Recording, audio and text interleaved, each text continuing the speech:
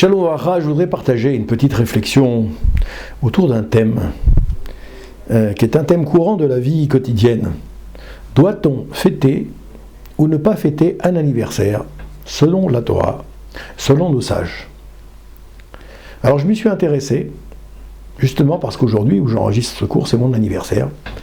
Et je me suis posé la question s'il fallait ou pas fêter un anniversaire.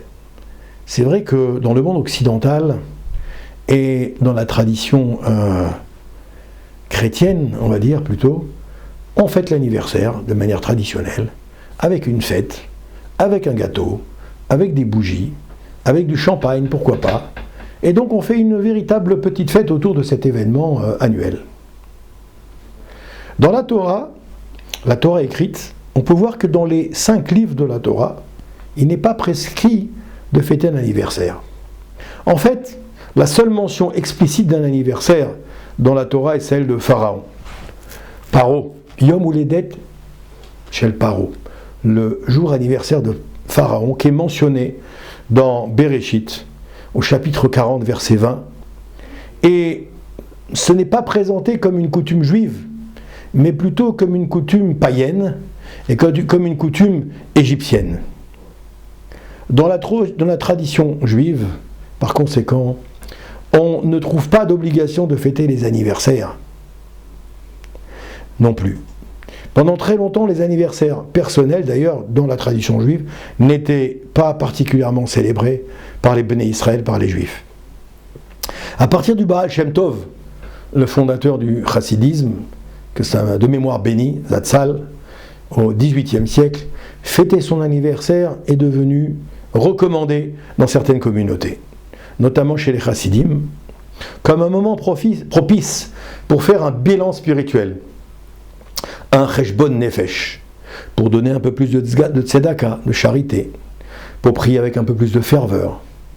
Le rabbi de Lubavitch, d'ailleurs, Rabbi Menachem Mendel Schneerson, Zecher Sadik Vekalosh Livracha, il a beaucoup encouragé cette pratique en insistant sur l'élévation spirituelle qu'un anniversaire peut apporter. En résumé, selon la Torah stricte, non, il n'y a pas de mitzvah de fêter un anniversaire. Mais dans certaines traditions juives, notamment comme on l'a expliqué dans le monde chassidique, c'est une belle occasion spirituelle que de marquer ce jour-là de manière tout à fait particulière. On pousse un petit peu l'explication, on peut voir que dans le Talmud Bavli, c'est-à-dire cette fois-ci dans la loi orale, il n'y a pas d'instruction dans le Talmud de fêter un anniversaire personnel. Cependant, vous remarquerez, nous remarquerons, que le Talmud parle beaucoup de jours de naissance importants. Par exemple, le jour de naissance des grands tzadikim, comme Moshe Rabbeinu, dont on souligne la date de naissance et la date de décès, le 7 du mois de Hadar. On va voir dans Megillah, à la page 13, on apprend que le jour de naissance des justes est un jour de force spirituelle. On va voir également dans le Midrash Rabbah, chapitre 63, que parler du fait que le jour de l'anniversaire d'une personne est important et peut influencer positivement dans le monde le jour de l'anniversaire d'une personne. On va voir dans le Zohar également, Rabbi Shimon Bar Yochai nous explique que le jour de la naissance et la mission de l'âme est liée à la mission de l'âme dans le monde, excusez-moi. Le jour de l'anniversaire. C'est un jour où les énergies spirituelles de la personne sont plus fortes.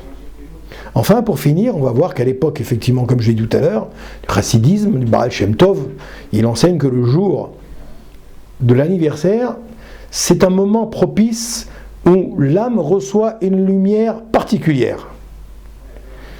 Et le rabbi, pour finir, recommandait, comme on l'a rapidement mentionné, que ce jour-là, il faut faire un cheshbon nefesh, il faut prendre de bonnes résolutions, il faut renforcer la tzedaka.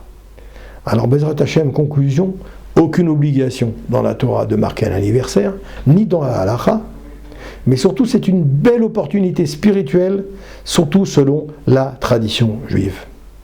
Je voudrais rappeler également un petit enseignement un de nos maîtres, qu'on a beaucoup aimé, qui nous a beaucoup marqué, qui s'appelait Rabbi David Menaché, Zecher Tzadik Vekalosh Livracha.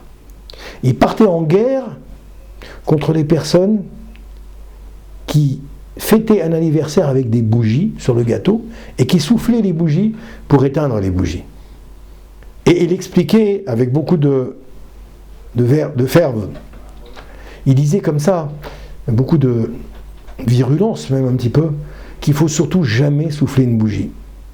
Comme c'est marqué, Kiner mitzvah avec Torah. Or, la bougie, ça symbolise la neshama, la bougie, ça symbolise l'âme juive, la bougie, ça symbolise la Torah, l'éternité de la Torah, la grandeur de la Torah.